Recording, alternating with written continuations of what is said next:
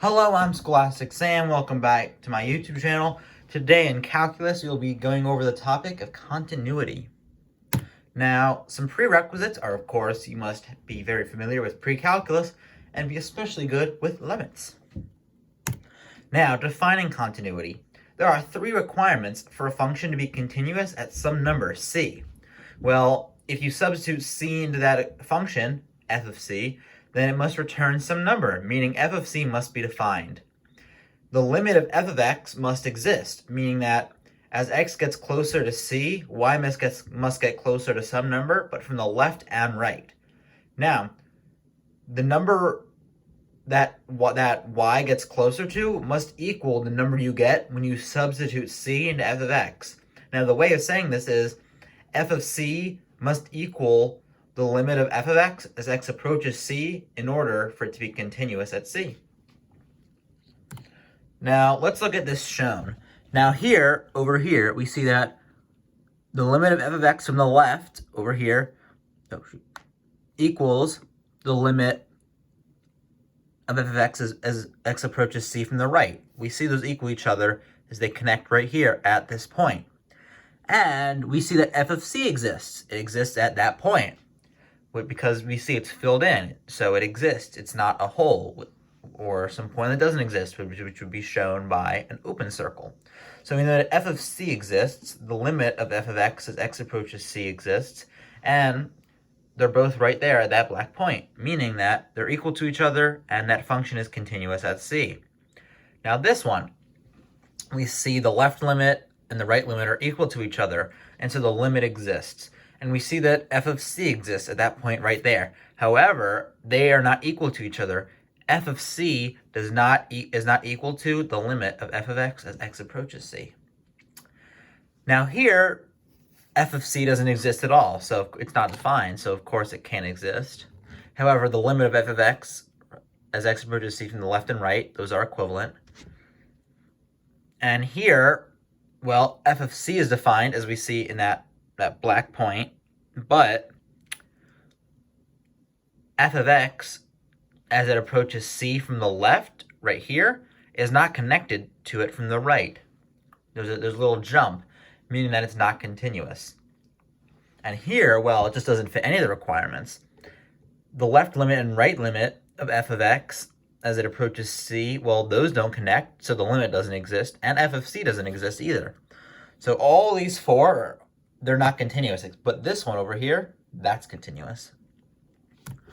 Now let's look at the types of discontinuity. There are three main types of discontinuity. The first one is removable discontinuity. This means that when x equals c, there's some point of discontinuity, also known as a hole. This is shown by this graph up here. Now this is linear function, just like y equals x, and we see that pretty much what happens is it's defined everywhere except for at that point, because it's continuous everywhere except for one point, which is the point of discontinuity, where of course it's discontinuous. That's where you get discontinuity. It just doesn't exist. So the next one is jump discontinuity. When x equals c, there's some gap. This is normally found in piecewise functions. As we see here, the left side, from the left, it reaches some point. And then it starts at some other point. 2 points next to each other, 2 consecutive points, are at different spots. You see there's a big space there, a gap. So the third type is infinite discontinuity. When x equals c, there's an asymptote, as we see here. This is usually an irrational function. Now, here, as we see, the left limit and right limit are not equal to each other, just like here. So it can't be continuous. And also to add, in this function is 1 over x, and when x equals 0, so it would be c, it's undefined, so it doesn't fit any requirements. That's why none of these, f of c doesn't exist, and in this one, sometimes f of c exists, but the limit and left limit and right limit aren't equal to each other, so the limit doesn't exist, and here it's the same thing. So all of these are discontinuous. Now, we talked about discontinuity at a point, but what about our continuity at a point? But what about one-sided continuity at a point? Now, it's the same as the normal requirement, the normal 3, but instead of it being the limit, it's the left or right limit, as we see here. F of c equals the limit as x approaches c from the left or right of f of x. Now, the formal definition is, suppose f is a function defined on the interval ac, not including a, as shown by parentheses, and including c, as shown by the brackets. Then f is continuous from the left at the number c if the limit as x approaches c from the left of f of x equals f of c. This means that some point is going to be defined, and the graph is going to approach that point from the left and not the right. And the point it approaches from the left is going to be the same as when you put in the x value of that point. So if it approaching some point, and that point exists, and it's exactly f of c must exist. If f of c doesn't exist, then it's not continuous from the left. And this is just the right side. Suppose f is a function defined on the interval c comma b, with c being including c but not including b. Then f is continuous from the right at the number c if the limit of f of x as x approaches c from the right equals f of c. It's the same thing, except there's a point and the graph is heading towards it from the right instead of from the left. Now, we have been discussing continuity and a number. Is it continuous at c? However, let's discuss continuity on an interval. This pretty much means that if you're given some interval between the x values of a and b, it will be continuous at every single number on the interval. Now, this pretty much just means there are no holes or gaps in the interval. One way to remember whether or not a function's continuous is, can you write it or can you graph it without picking up your pencil? That's not always right, but it's just a general rule of thumb.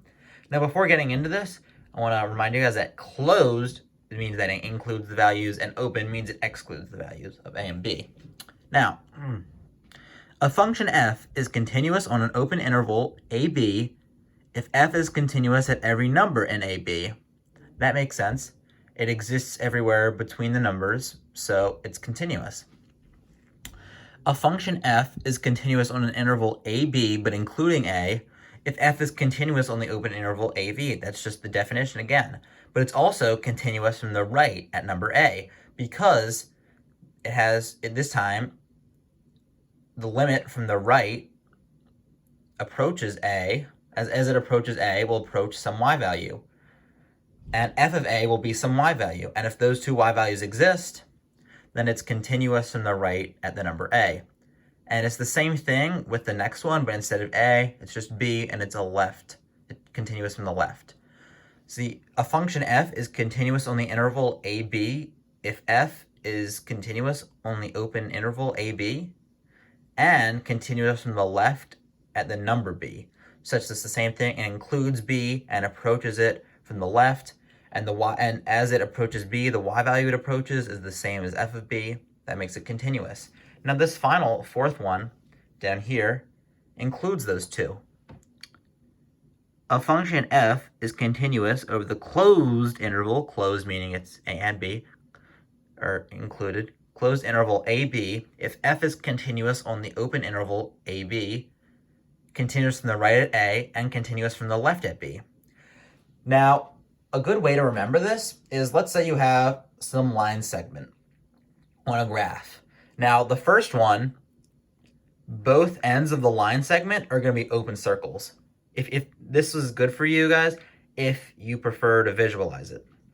Now, on this one, the right side is open, but the left side is filled in. It exists.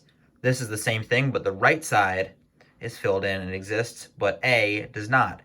And this, what you would imagine a line segment with the left side and the right side, both of those points would be filled in. So A and B would both be filled in. And that's just a good way to remember it. Now, before I move on, I just want to touch on something called continuous at a domain. You see, a function f is continuous on its domain if it's continuous at every number c in its domain. Now, This may seem confusing, but imagine you had the rational function 1 over x. Now, this function is not continuous over the interval from like negative infinity to infinity because, of course, it has an infinite discontinuity at x equals 0. You can't divide by a 0. However, that point is not included on its domain. And it's defined everywhere else, meaning that it's continuous on its domain. You see, it doesn't have to be continuous on something that's not in its domain. Now, this is interval continuity shown, okay? Now, as we see here, as x approaches a from the left, y approaches f of a. So it exists because the limit of f of x as x approaches a from the right equals f of a. We see here, it approaches that point right there. It approaches it, and that point exists. F of x as x approaches a from the right is approaching that point there, and that point there is f of a. They are equivalent. Therefore, f is continuous on the interval AB, including a, and it's continuous from the right on a. Now here, it's the same thing, except f of a is not equal to f of x as x approaches a from the right. We see that f of x is approaching this point from the right. However, f of a is some completely different point. They're not equal to each other. Therefore, f is continuous on the interval of AB, but it's not continuous on the right of a. Now here, this third one is sort of the same as the first, except a and b are switched up. The limit of f of x as x approaches b from the left, it equals f of b. We see where it's approaching. As x approaches b from the left, we see the point it's approaching right there. And we see that f of b exists because the point's filled in, and those 2 points are equal to each other. So in this place, f is continuous on the interval of AB. And it's continuous from the left of b. Now here, as we see, it still approaches a and b from the right and left. However, f of b is not equivalent to f of x as x approaches b from the left. X approaches this point, or y approaches this point as x approaches b from the left. However, f of b is here. They're completely different points, thus they're not equivalent, and thus there's no continuity. There's no one-sided continuity. However, it still is continuous over the interval AB. And here, this one is closed continuous. This is sort of similar to what I was mentioning with picturing a line segment. That's the same thing, except instead of a line segment, it's a different type of graph. So here, they're both closed. And we see here, it's approaching this point. F of x is approaching this point as x approaches a from the right. And that point is f of a. They are the same point, meaning that the limit of f of x as x approaches a from the right equals f of a. And it's the same thing on this side. If if these 2 points weren't filled in, then there would be no one-sided continuity. For one-sided continuity, that point needs to exist and it needs to be equivalent, or else it doesn't fit the requirements. This is why also here, from the left, it's approaching this point. That point exists, and they're equivalent to each other. Therefore, f is continuous on the interval AB, and the limit of f of x as x approaches b from the left also equals f of b. So they're both of the one-sided continuities. Now, these are pretty simple to understand, the properties of continuity, so I'm just going to go over them pretty quickly. Now in this, we're assuming that f of x and g of x are continuous at some number c. Okay, we're assuming that. Well, if we assume that, then that means that f of x plus g of x is also continuous at that point. F of x minus g of x is also continuous at that point. So is f of x times g of x and f of x divided by g of x, as long as g of c doesn't equal 0, because of course you can't divide by a 0. This also means that f is composed of x, and f is composed of g of x, and g is composed of f of x are also continuous there. And finally, if you have some function f of x that's 1 to 1 and it's continuous, then its inverse, f inverse of x will also be continuous. Now finally, I want to touch up on one point, and it's fairly complex. It's known as the intermediate value theorem. As we see here, it says, suppose f is a function that is continuous on a closed interval ab, and f of a doesn't equal f of b.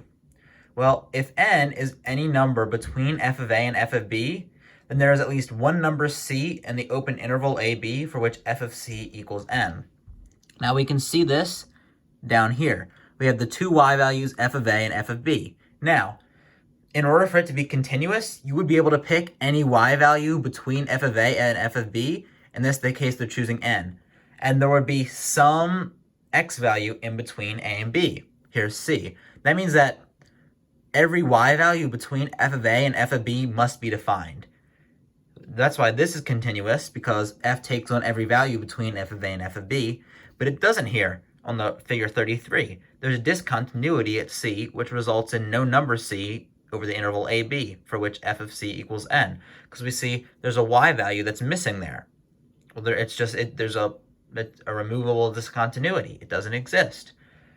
Or, well, it does exist, but it's not on there. An easy way to think of this is, let's say you're like on a mountain, and you're climbing a mountain, and you start at an elevation of 2,000 meters and you end at an elevation of 5,000 meters. No matter how many ups and downs you take as you climb, at some point your altitude must be every place between 2,000 and 5,000. Because if you skip over a point, or at some altitude you just never reach that altitude, that means that you skipped over some altitude. Somehow you teleported up that mountain, which means that it's not continuous, because see here, it's teleporting, I guess, if you want to continue the mountain analogy, it's teleporting over where it's discontinuous. So yeah, let's go on to our practice problems. Now here, we'll be going to the handy dandy OneNote for our practice problems. Now let's start off. We have to determine where the following functions are discontinuous and identify the type of discontinuity. Let's see. Now first,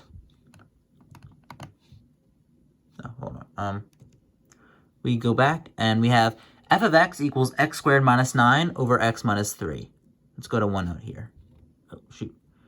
I have something like, we're going to draw and black. Well, that's something, okay. Here we go.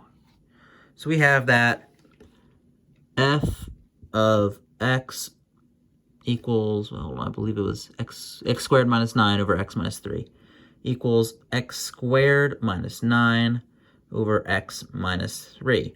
Now that x squared minus 9 just equals x plus 3, x minus 3. So these x minus 3's can just cancel out. So f of x just equals x plus 3. But we can't divide by a 0, so we know that x doesn't equal 3. Because if this one can't be 0, then x can't be 3.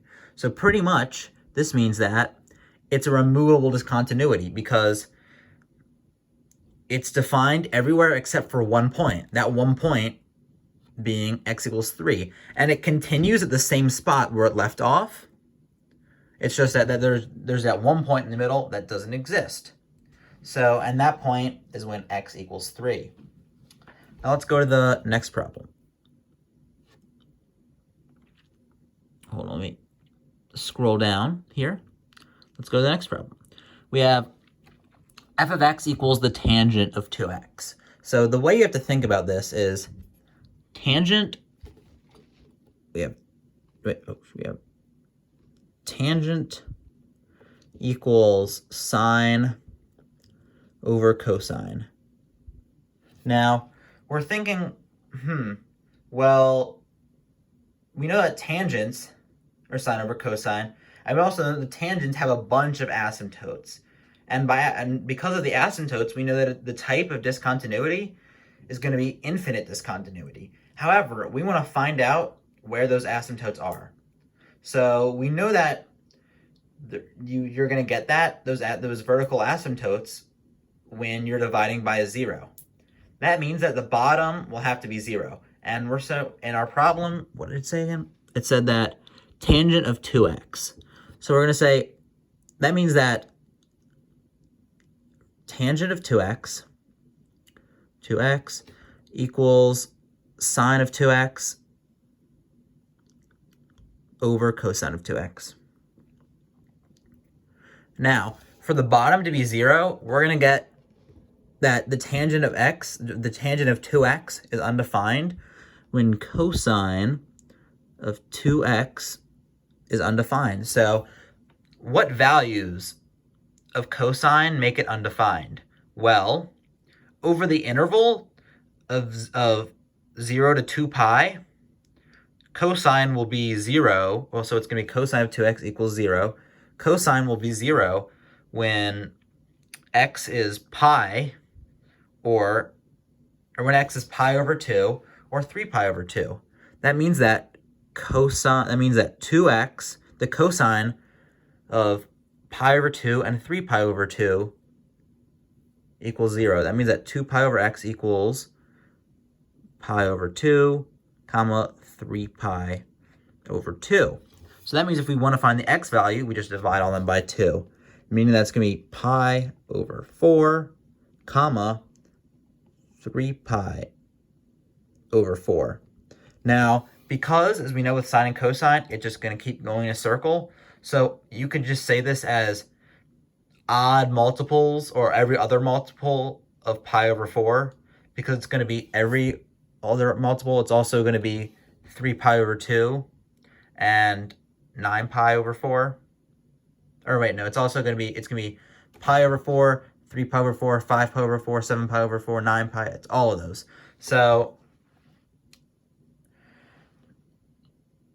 this pretty much means that the way you would write it is, x is the domain of x. You would say it was pi over 4 plus pi over 2n. N is just going to represent any whole number, but n is an element of z, meaning just n's a number.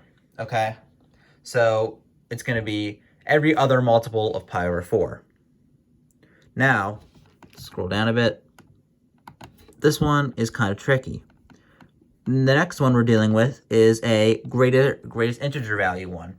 It's 1/2. Now, let me explain this to you guys. Because if we go to Desmos, we can see where the other two functions, this one here, where it was at 3, it was defined everywhere except for when we got 2. Well, we got 2, 3, it was undefined, right? And the tangent of 2x, it had all these, as you can see here, it had all these different asymptotes. Now here, the one we're dealing with, don't mind what I wrote here, that's just simulating the greatest integer value function. Well, if we use that, we can kind of see what it is. It's a step function. Pretty much any number, the way it goes, if you have f of x or y equals the greatest integer value of x, it pretty much means that f of x equals the smallest integer greater than or equal to x. So if x is anything between 1 and 2 or equal, if it's anywhere between 1 and 2 or equal to 1, then the greatest integer value is 2, because essentially what you're doing is rounding up.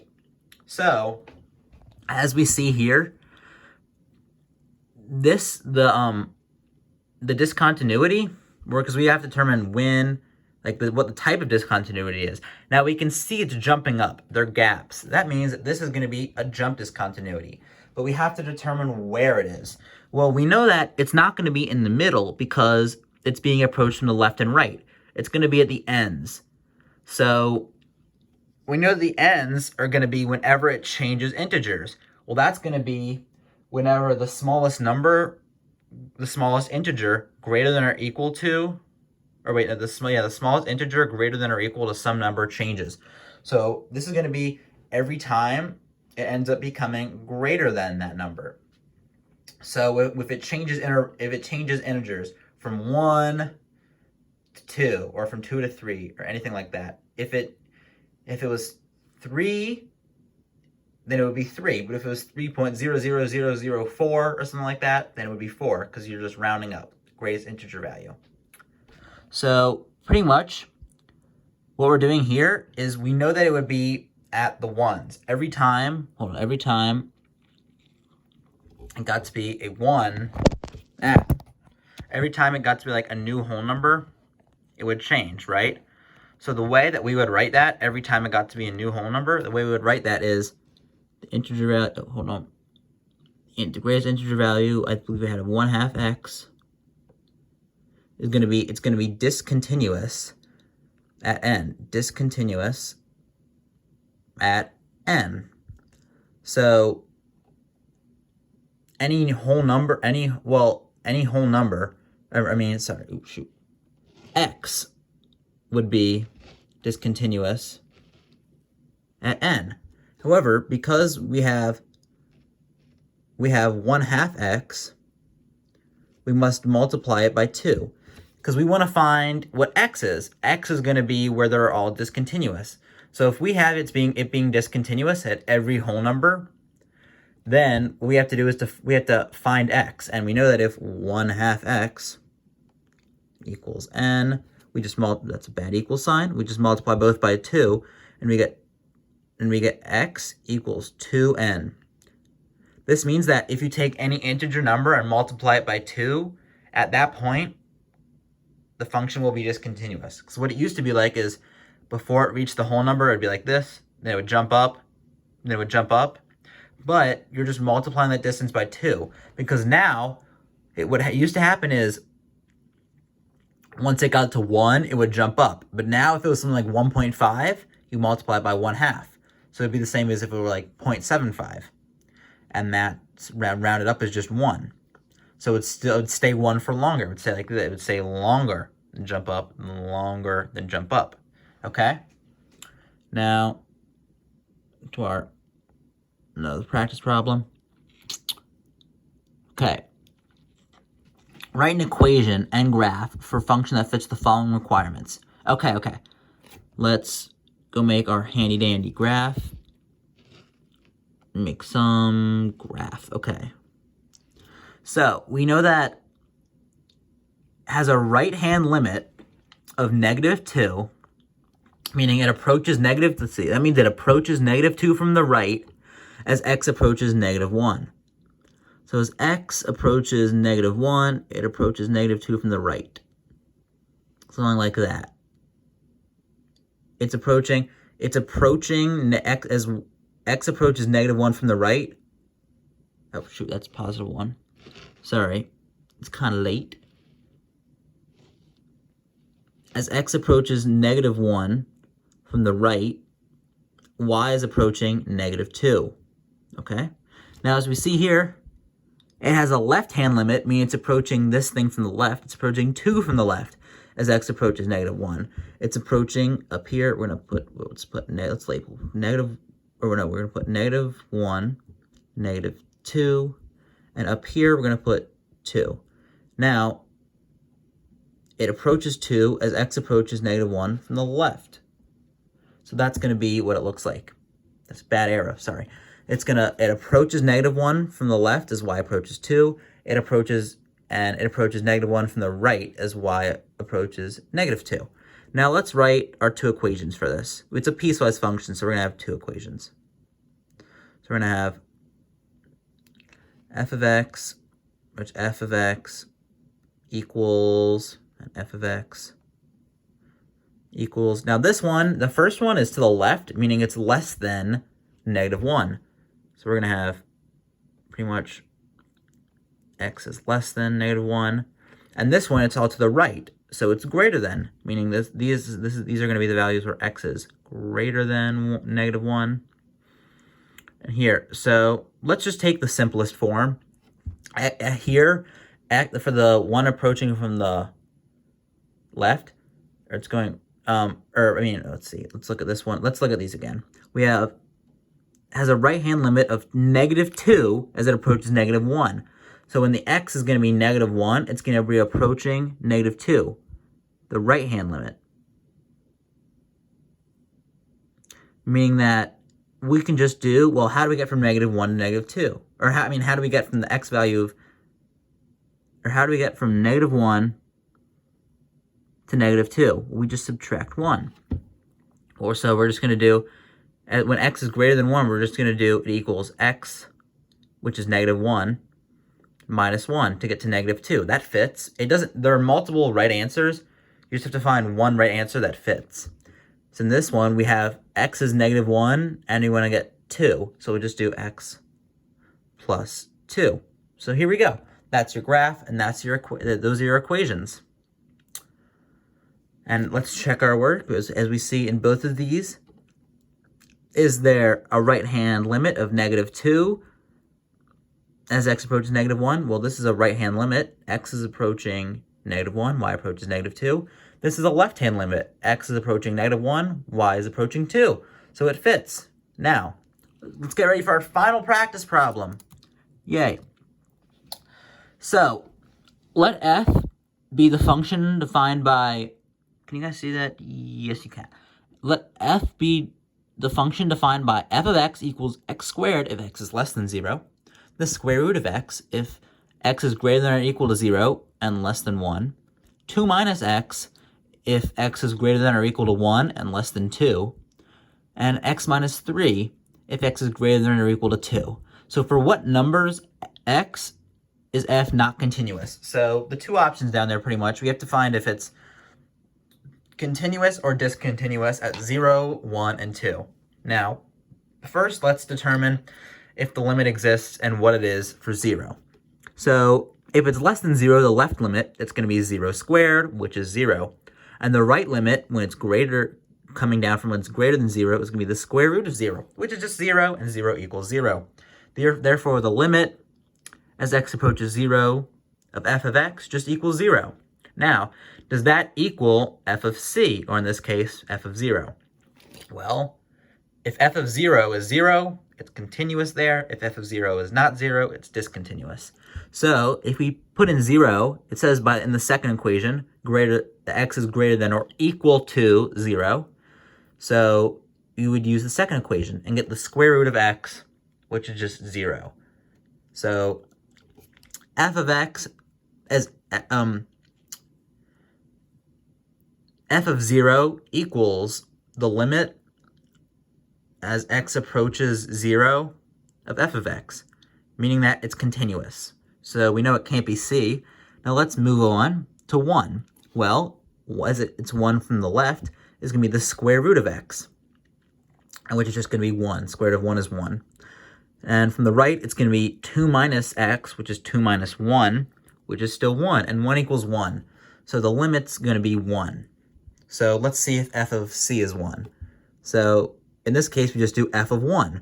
Well, this one, the third equation right here, it says x is greater than or equal to 1. So we're going to use this equation.